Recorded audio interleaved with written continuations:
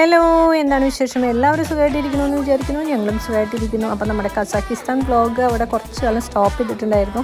കാരണം നമ്മൾ നാട്ടിൽ പോയപ്പോൾ നാട്ടിലത്തെ വിശേഷങ്ങളായി, അത് കഴിഞ്ഞ് വന്നപ്പോൾ ഇവിടുത്തെ വിശേഷങ്ങളായി സ്റ്റോപ്പ് ചെയ്ത് വെച്ചേക്കായിരുന്നു.